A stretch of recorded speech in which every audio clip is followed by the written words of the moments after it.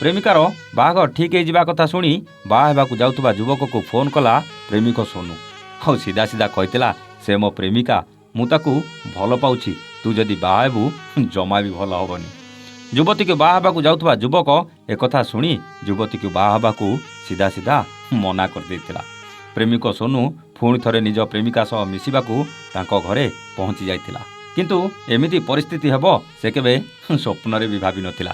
प्रेम जदि सच्चा थाए ना तेबे गोटे प्रेमिक ता प्रेमिका को पाइबाकू सबकिछि करिबाकू प्रस्तुत हो जाए। प्रेमिका कथारे पड़ी फेरार हेबा बदल रे उपस्थित बुद्धि कटई निज प्रेमिका को पाइबारे सफल होइतिला प्रेमिक सोनू।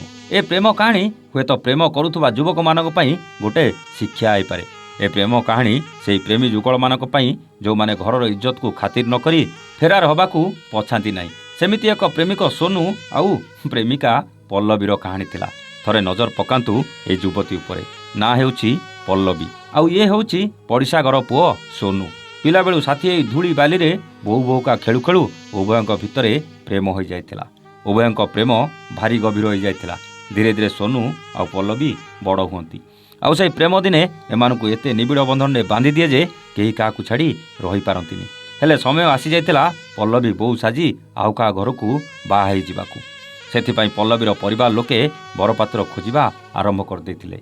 यारी भितरे पल्लवीर बाहाघर गोटे युवक सह परिवार लोके फाइनाल कर दियंती।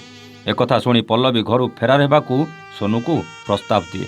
सोनू किंतु फेरार हबाकू सीधा सीधा मना कर दिए। पल्लवी रागी जाए आ अभिमान करी सोनू सह सबु संपर्क भी काटी दिए। एपटे अभिमानिनी प्रियाटा सिना रागी जाए हेले ताकू कौन सोनू हेते जल्दी छाड़ीबाकू देव।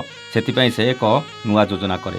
बाहाघर ठीक होइतबा युवकर ठिकाना आउ फोन नंबर खोजी खोजी ताकू पल्लवी आउ तार प्रेम संपर्क विषय सबू कहे। शेषरे से युवक बाहा हेबाकू मना कर दिए। एपटे पल्लवी अभिमान करी सोनू सह कथा हेउ नथाए।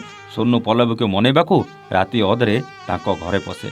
आउ पल्लवी बेडरूम भितर पसी ताकू मनई ता सह रोमांस भी करे। आउ सेतिकी बेले घर कबाड़ पिटी पिटी पल्लवीर माँ भीतर को पशि आसे। उभय को उलग्न अवस्था देखी पल्लवीर माँ चित्कार करने लगे। पल्लवी मार चित्कार शुणी समस्ते धाई आसती। आउ सबु कथा जानिबा परे सेई बेडरूम भितरे सोनू को पल्लवी मथारे सिंदूर देबाकू बाध्य करती। आउ सोनू भी पल्लवी मथारे सिंदूर देई ताकू निजर करे। सेई राति अधरे गाँ सारा हल्ला हो जाए। आउ सोनू को भी लाज लगे। बिचरा सोनू लाजरे मुह को तलू कर बसी थाए। आउ एपटे प्रेमिका पल्लवी सोनू को पाई खुशी रे मुरुकी मुरुकी हसुताए। ए प्रेम कहानी एमिति एक प्रेम कहानी गाँर जीए शुणुला सी कहूला प्रेम करिब तो एमिति। रागरे सिना पल्लवी परिवार लोके से बेडरूम भितर उभय को बाहाघर कर देथिले। उभय एकाठी हेबा परे बड़ धूमधाम रे पुणी थरे बाहाघर होइतिला। आउ साई पड़िशाठू आरंभ करी गाँ लोक भोजी भी खाइबाकू मिलिथिला। हेले मते केही डाकी नथिले आज्ञा। मु शुणिची आपण को कुआडे डाकिथिले।